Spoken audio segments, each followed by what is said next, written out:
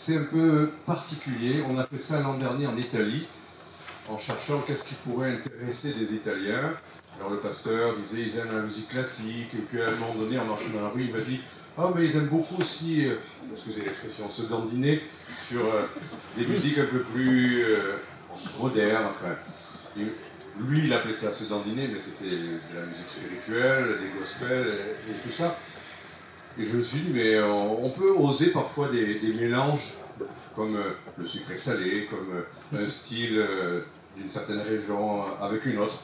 Et je me suis dit, pourquoi pas faire quelque chose qui allie à la fois de la musique très classique, ce qu'aiment beaucoup les Italiens, des choses qu'on connaît, bien sûr, on ne va pas partir dans des choses inconnues, et puis des gospels aussi qu'on connaît. Donc ce que vous allez entendre, pour la plupart, vous allez reconnaître les choses que vous connaissez bien, vous serez en terrain connu, c'est ça qui est agréable, mais à chaque fois avec une courte introduction, parce que l'idée c'est aussi de partager la foi. Il y a un thème qui fait un peu le fil conducteur de tout ce programme-là, c'est, vous avez peut-être eu une invitation, c'est est-ce que la musique peut être un chemin qui mène à Dieu?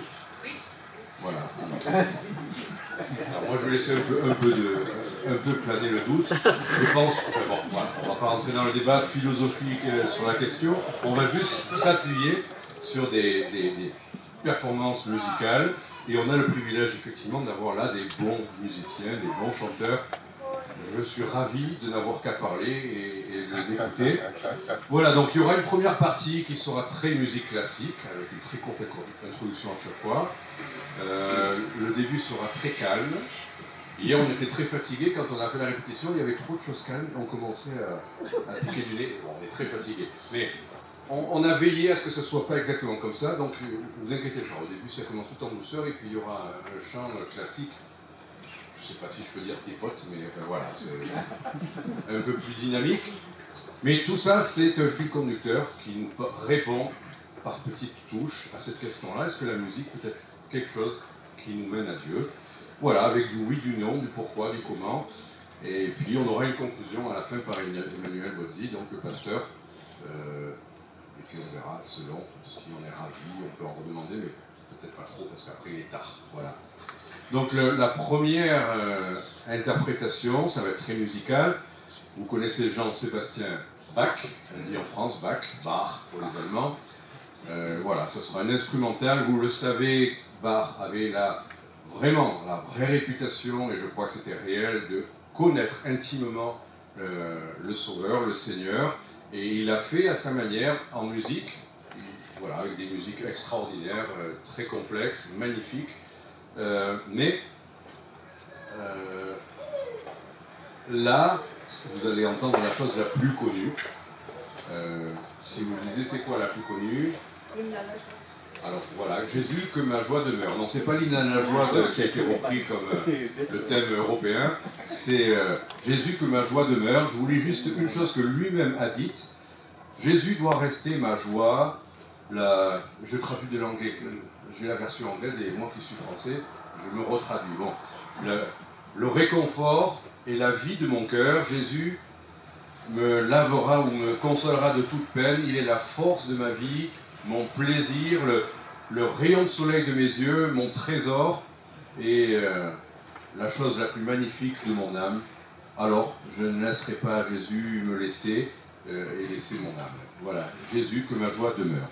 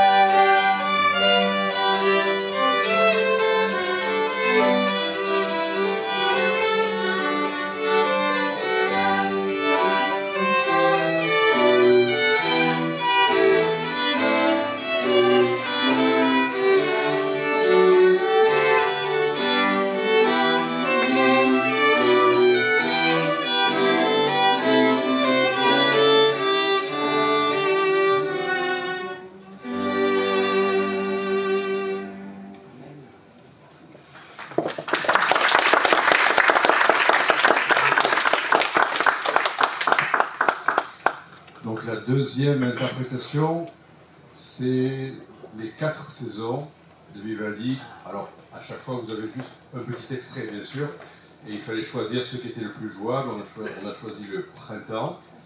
Ouais, moi j'aime beaucoup l'automne aussi. Mais bon, oui, c'est vrai. Ouais, voilà, on peut pas... Et est-ce que Vivaldi lui-même était chrétien? Il a fait des études pour être prêtre, mais je pense qu'il s'est arrêté. Et puis il n'a pas réellement, jamais clairement professé sa foi. En revanche, ces 4 saisons, c'est quelque chose d'unique dans la musique. Il a réussi à peindre en notes les saisons. Comment on peut faire ça? C'est un coup de génie, une inspiration particulière, certainement. Mais ce que je retiens de ça, c'est que là, si lui n'a pas professé directement sa foi chrétienne, Dieu, lui, nous a parlé à travers la création. Il a voulu nous expliquer, nous montrer beaucoup de choses, et c'est ce que dit l'Épître aux Romains, quand il dit les perfections de Dieu sont visibles à l'œil nu dans la nature. Et beaucoup de gens aiment la nature, ne veulent pas entendre parler d'un peintre. C'est comme si ceux qui sont allés cet après-midi voir les peintures au Louvre disaient « Oh, quel magnifique tableau qui est tombé comme ça, le jour de pluie, sur ce mur. » Voilà, bon. Voilà, donc Dieu veut qu'on comprenne que les beautés, les perfections de sa création nous parlent de lui. Donc on va entendre maintenant les 4 saisons.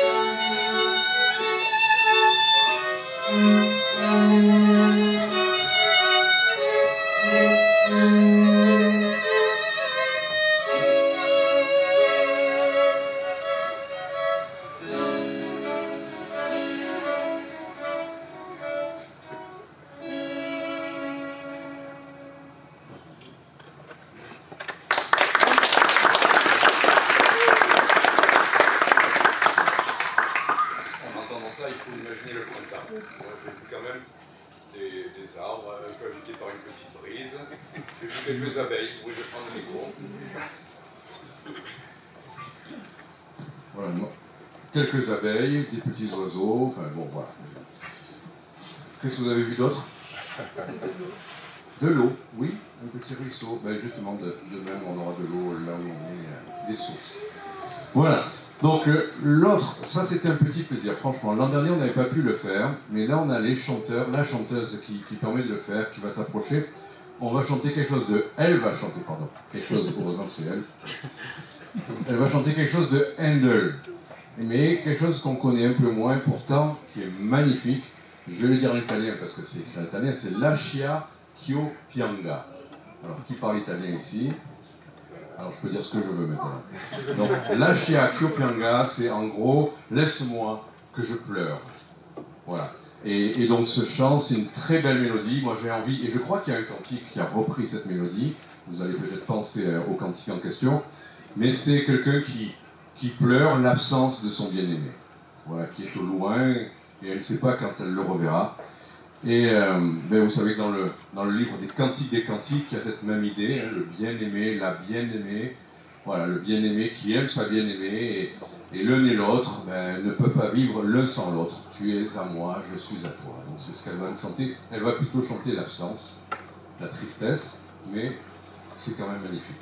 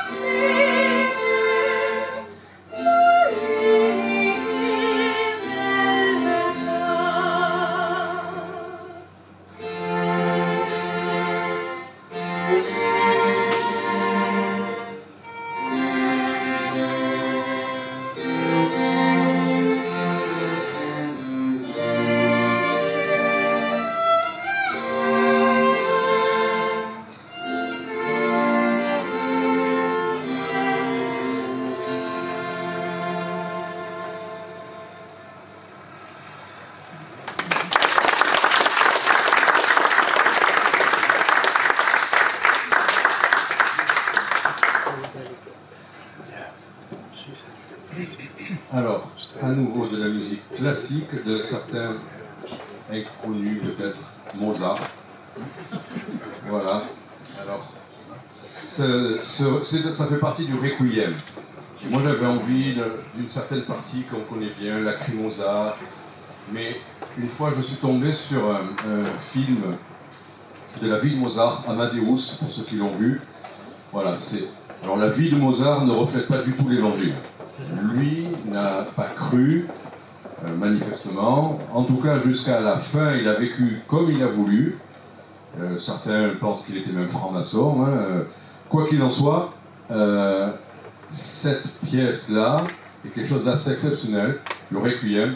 Et il semblerait qu'il l'ait écrit sur son lit de mort, alors que Salieri, soit son écrivain, écrivait les notes pour lui, et lui, sur son lit, lui dictait tout ce qu'il y avait à faire.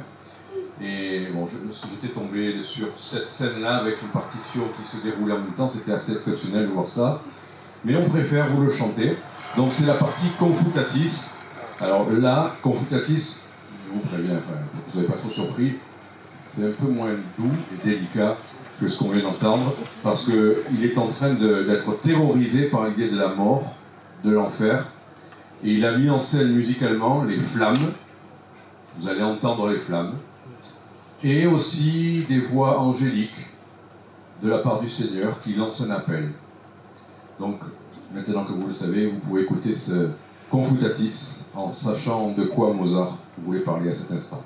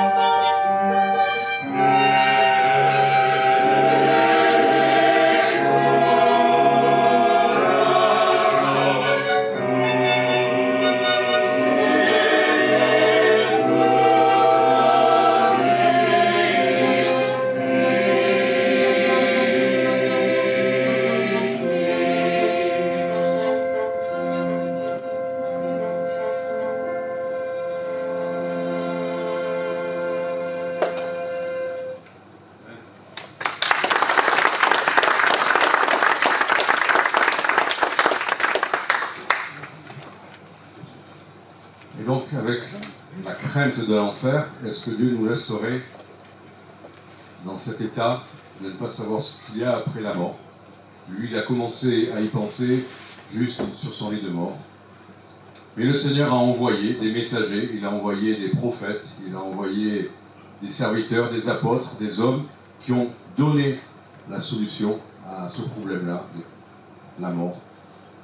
Qu'est-ce qu'il peut y avoir et comment être sauvé? Donc, Eh bien, écoutez, donc, on a Jean-Sébastien Bach à qui on attribue dans comment on dit, la Passion de Saint Matthieu, Passion selon Saint Matthieu, qui en fait, le thème musical que vous allez entendre, c'est pas lui qui l'a écrit, il l'a mis 4 fois dans la Passion selon Saint Matthieu, mais c'était des chrétiens, on dit des pays moraves, enfin en tout cas Paul Gerhardt, et la mélodie était Hans Leo Hassler. C'était donc plus ancien que ce que Bach l'a écrit. Mais en tout cas, cette chanson, on en a fait un cantique. C'est un cantique très connu dans toutes les langues. Vous pourrez le chanter en anglais, en français, en italien. On a les 3. Et pour ici, ça va être chanté pour que ce soit plus compréhensible. Enfin, pas audible en tout cas, parce que c'est pas en français, excusez. Mais pour que ça soit clair, ça sera en anglais. En anglais, je préfère le dire en français, chef couvert de blessures.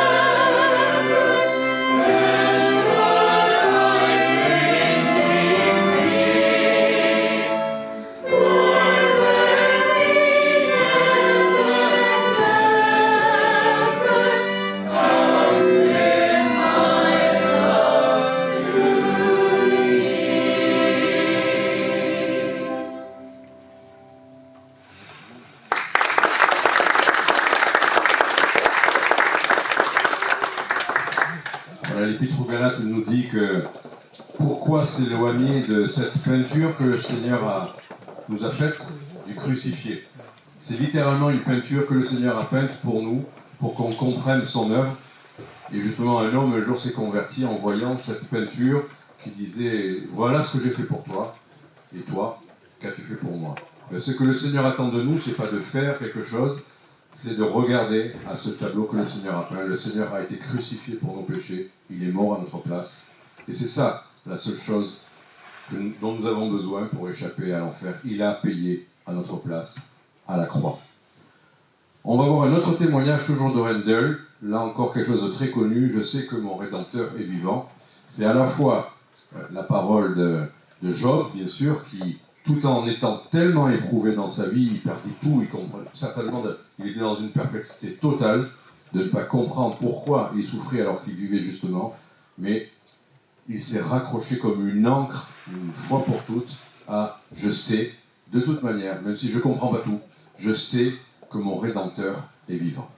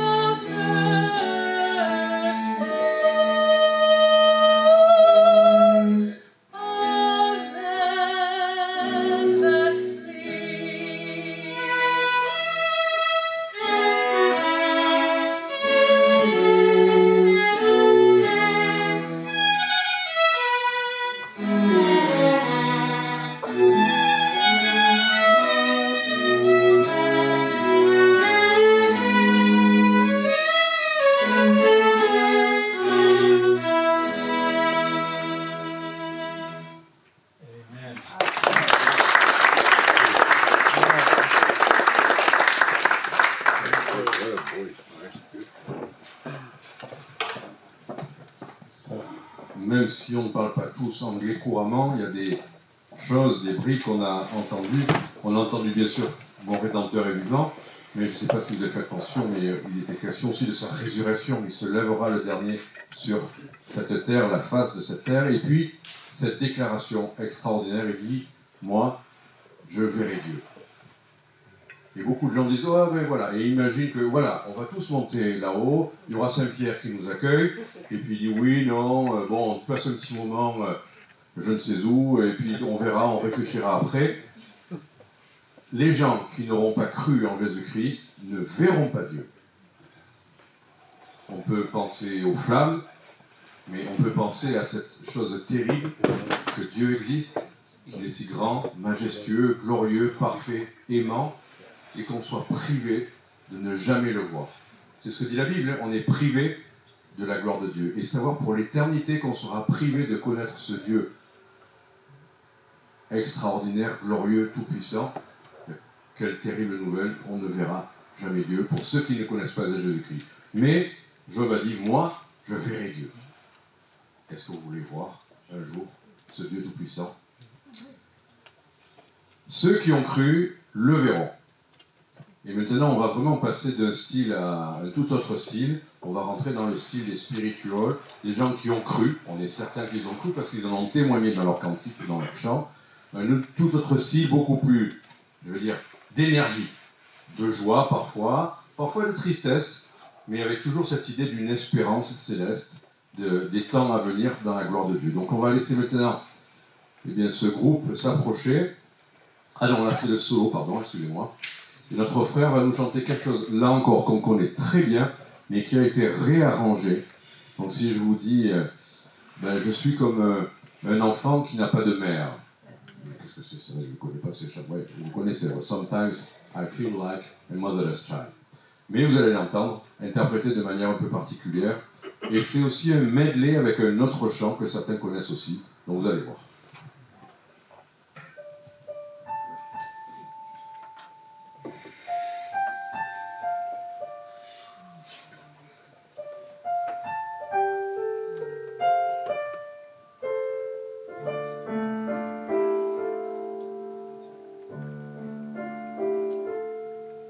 I'm just a poor, wayfaring stranger, traveling through this world below. Yet there's no sickness, nor toil, nor danger in that bright land to where I go.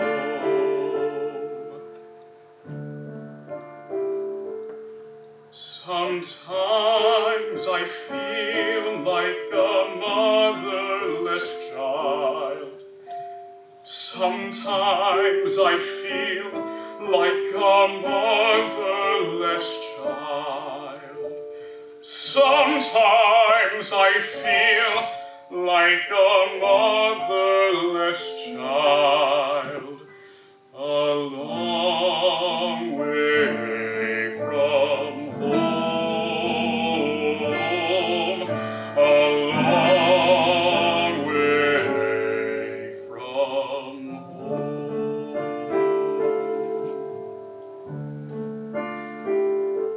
I'm going there to see my father. I'm only going over home. I'm only going over Jordan. I'm only going over home.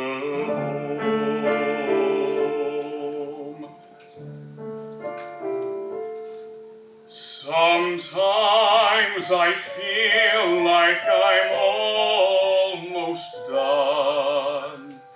Sometimes I feel like I'm almost done. Sometimes I feel like I'm almost done. Alone.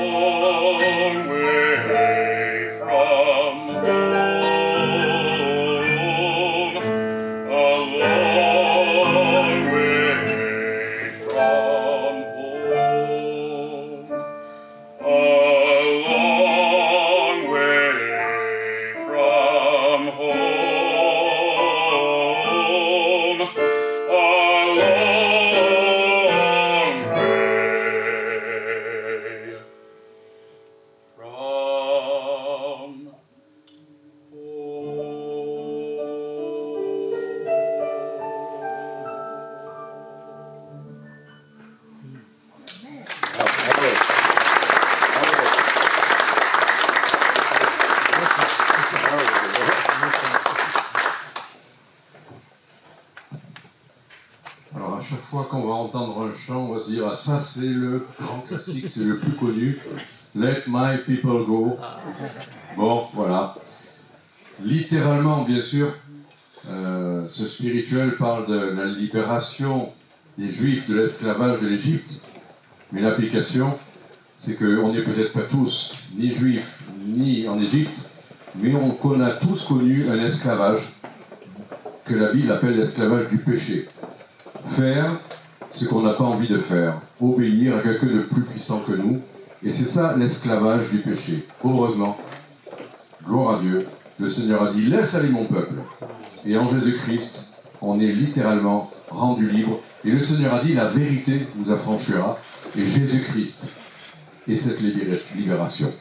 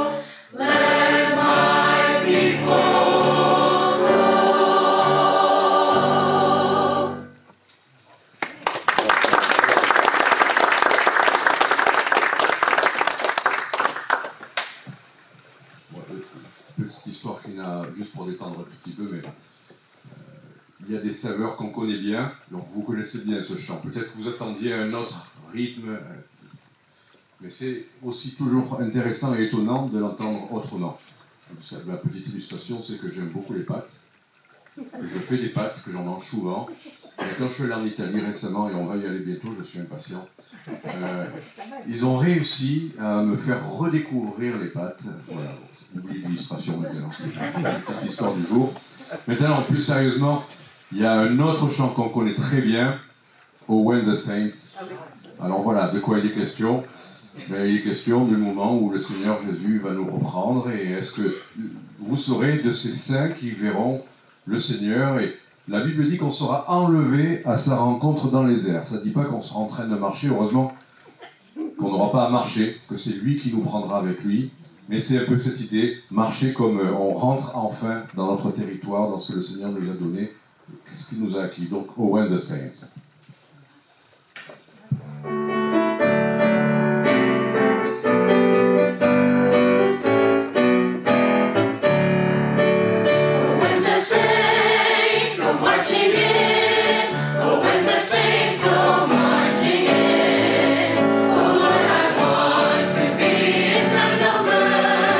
When the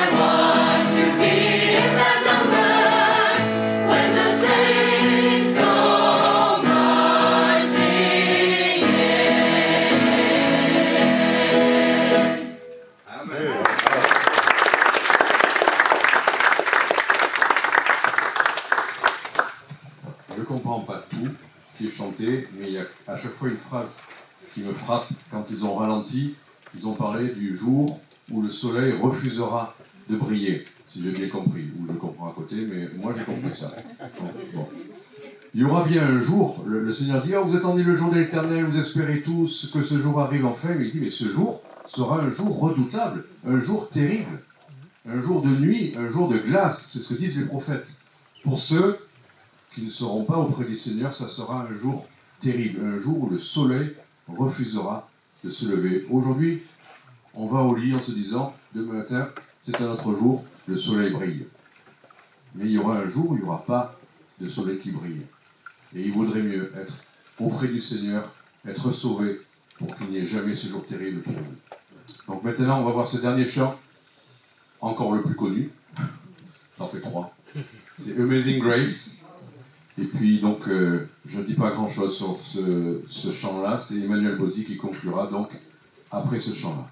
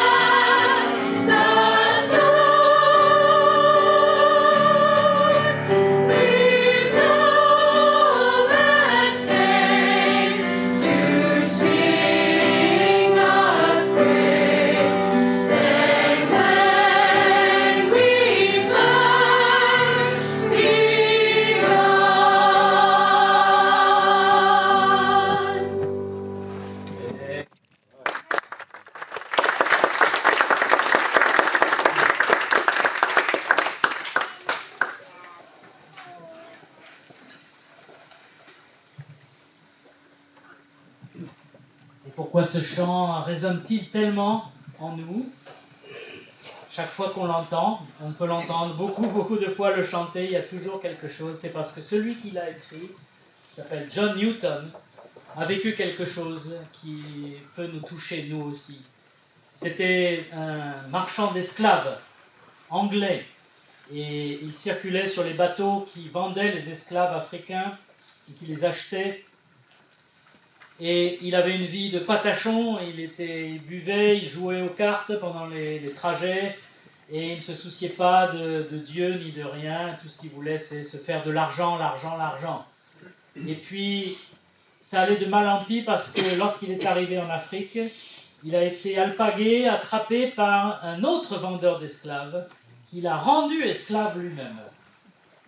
Il se retrouvait complètement perdu au fin fond de l'Afrique, esclave, c'est-à-dire sans aucun droit, même pas, il ne pouvait même pas se rebeller ni rien.